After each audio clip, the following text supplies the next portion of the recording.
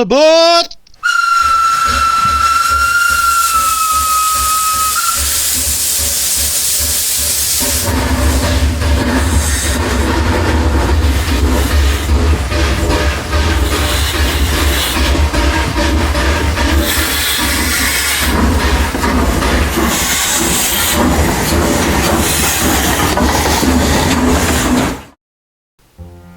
Happy New Year and a mystery unboxing. Hello and welcome, and I'm going to be doing what I'm classing as an unboxing and a little bit of a mini review. I've got something that I normally never do. I've bought off hornby. I normally never do that, new products, because I don't rate them, but this particular one I like them because I like the original one they brought out, and I couldn't choose between the 3 liveries of the first ones I bought, so I bought all 3. Anyway, without further ado, this is hornby's packaging. And at first sight I'm quite impressed. It's tidy and there's no tape or anything. It's an actual pull open box, which is impressive, and it works. Let's have a look what's inside. We've got a hornby leaflet on HMDCC, which I ain't going to use, but it's in there. In fact, it can go in bin.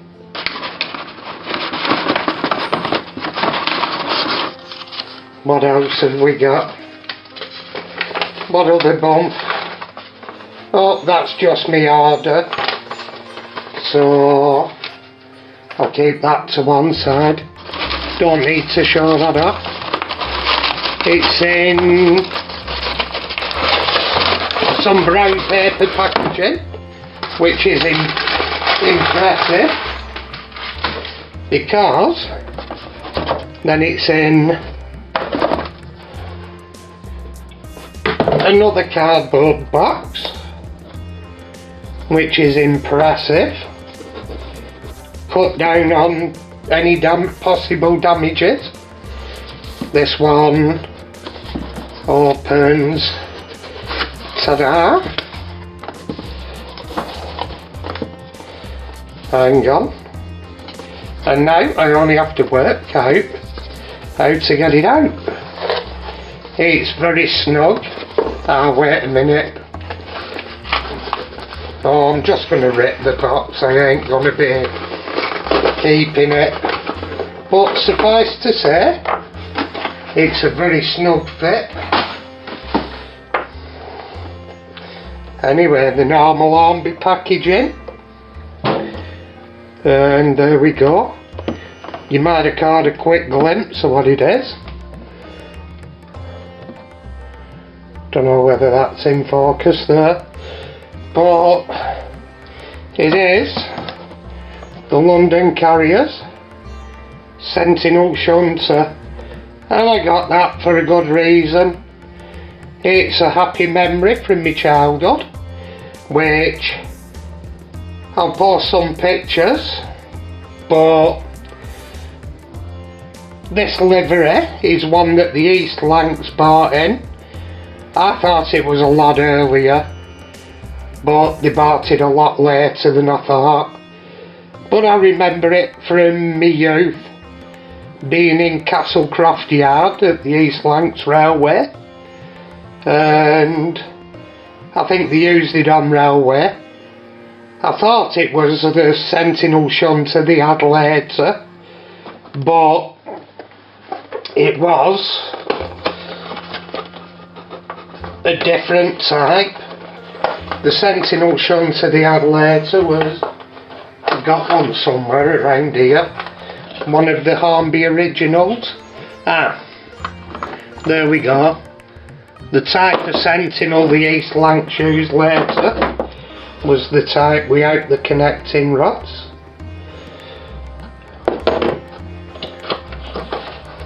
And I might compare it to that. I'm imagining it's pretty much the same as that one, except with connecting rods anyway. It's in the Ice Cube box, which, oh, it's got tape on. Now then, what we'll do, we'll compare it to the original, because I'm pretty sure it's the same moulding but just with connecting rods, so the chassis is a little different. So yeah, they compare up on the front, well, up on the rear with all the detail. It's all very similar detail, so I'm presuming the actual body and all the parts are from the original. Yeah, it all compares, it's all the same moulding, I'd say.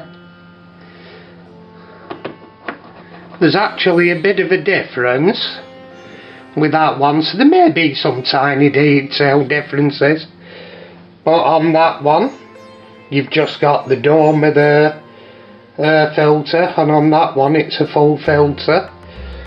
But looking at it,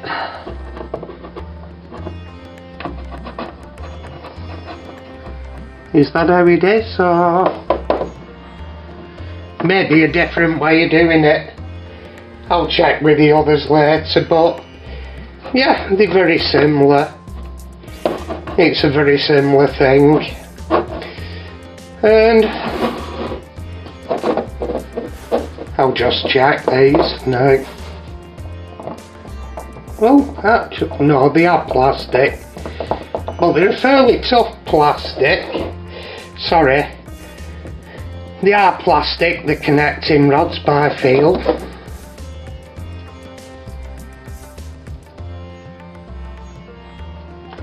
Oh no, Matt, sorry. I stand corrected, I've just had a bite. Proper professional way of doing things. And they are metal. Painted metal, so I'm impressed. I thought they'd have been plastic. But the overall detail is phenomenal. Like you say, you've got all the tampo printing and the nameplates to make it really a number one. Somebody like Fox Transfers would do the plates for it, but all in all, it's a beautifully detailed model. And for the sale price, I paid £65 for it. So all that detail for 65 quid in the sale, you can't go wrong, even if it is hornby. Look, what I've always said about hornby, and I'll maintain it, the beautiful detail, they look the business, but they are underlying cheap Chinese quality. This doesn't look too bad, but anyway, we'll give it a spin. I know it's going to run well. Hang on, wait a minute. Turn my controller down first. We don't want it going whizzing round halfway around the layer. And anyway, here I'm going to compare to the original model. And hang on, wait a minute. That one's only just come out the box and it's not been run much, so I'll put a different one of them on. I've run this quite a bit recently, and they've been stood these for 7 years without any use, maybe more, maybe 9 years now since they first come out. And I've left them stood because I had a motorcycle accident. So these could probably do with stripping and oiling. I'm running in proper. But stop that there, and we'll put the next one on, the one I've just bought, and because it's new and it needs running in, but it's new, clean, fresh lube, it's running silky smooth. There we go. There's a little bit of cogging, but that's acceptable. Slow running. And go the other way. And that isn't just turning up the speed, it's cogging a bit more that way. But then I've just clicked it straight over into reverse. And it's not been running.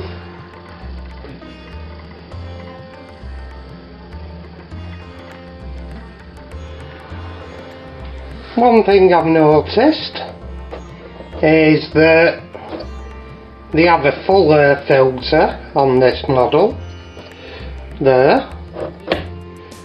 which looks good, and I don't know whether that should have been the case on these ones, but they just have the top of it, whether they just used that to look like it was there. I checked on another one of them and it's not on the other either, the Manchester National Coal Board one, I stand corrected.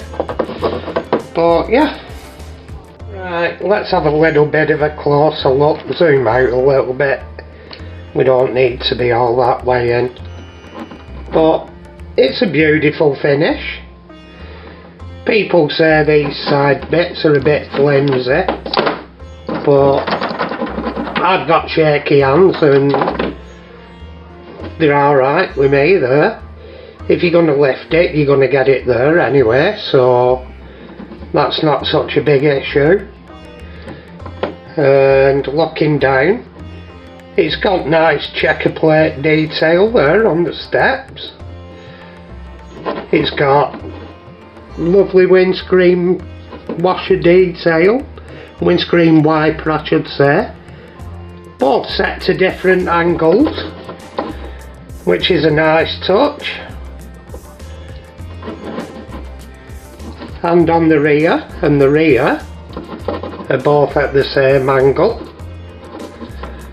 and it's got the clipping buffer beam details if you don't want the couplers, but what's the point in having a shunter without couplers.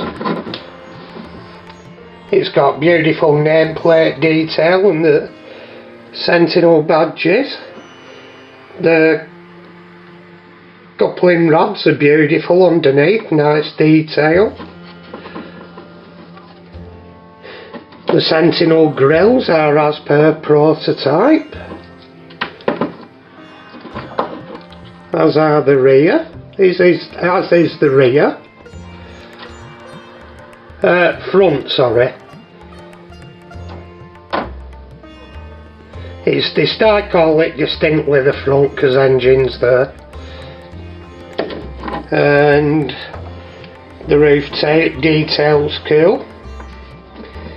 The handrail detail is beautiful. There's no sprung buffers, but who really needs them? I'm going to be using the normal hornby couplings. So yeah, it's worthy of the original model. I may get a 6-wheel one in the future if I see any liveries that float me goat. And yeah, it's a nice model, and in the sales at the moment for 65 quid you can't go wrong. I am an hornby beater because I think the quality has nosedived in recent years, but on a lot of models they've had faulty motors, like they've had bits falling off them from new, and bad finishes, and Hornby by Sam Strains I'll mention him, they've not even come in the running for any of the best of, and you look at the detail of that, And it's because of the shoddy workmanship. If they up the game on the workmanship and they wouldn't have to do a lot because they're cracking models, but they need to up the game on a lot of the reliability, the running. They need to up the game on quality control. There's a lot of areas Hornby really seriously need to look it up in the game.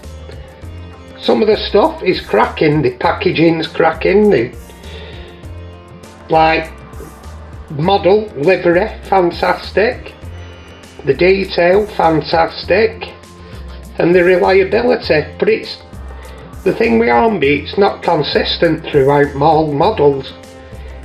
And at the level Hornby should be at, this should be consistent, excellent quality with everything, especially the money you're paying today.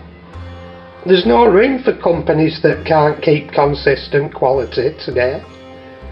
You've got to give good quality for the money people are paying now. Otherwise they'll just go elsewhere. Money's hard to come by now, and you can't just fob people off like you used to. They've accepted it through the 90s and early 00s, but it isn't the 90s and 00s anymore. They've got to up the game. Yeah, they've done it fantastically up in the game with it, but it's the longevity. How long will that last? Mechanical wise and everything. I've not took the paper out because I'm not looking at it. I'm not doing a strip down. I'm just doing it as an out of the box review. I mean, and this is another thing with Hornby. A lot of the customers, you want to get kids into the hobby, they're not interested in what's inside them. They're interested in if they can keep running and the parents can fix them for them.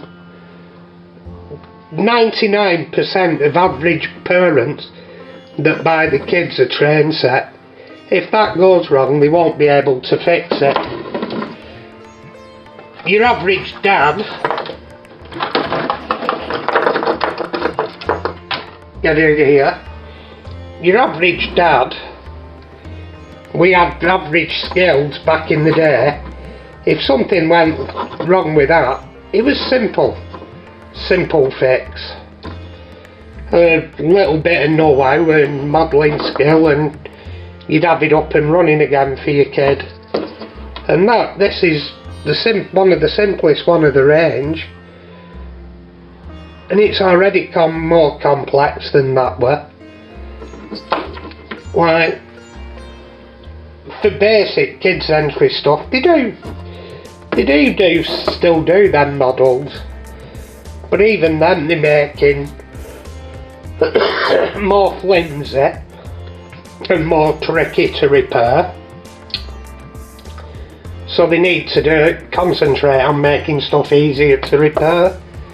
But anyway, I digress. For actual quality and running and enjoyability, I think it's an excellent little model, and I'll give credit where credit's due. It is beautiful. They have packaged it well to send out. Hang on, teething troubles.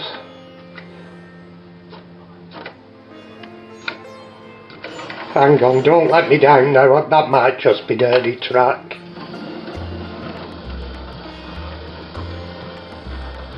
Yeah, so I'll give Hornby I'll never be generous enough to give 10 out of 10, but I'll give them a good solid 8 out of 10 for that. It's a cracking model, and time will tell whether the interior's cracking and running gear, but you have some detail on the interior. I may strip it down in the future and put some figures inside and weather it and stuff, but all in all, it's a long awaited local. I've waited a while to get me mitts on one. I'm glad I have now. And love the livery. It's one, like I say, it's one I remember from my childhood. And like I say, would I recommend it?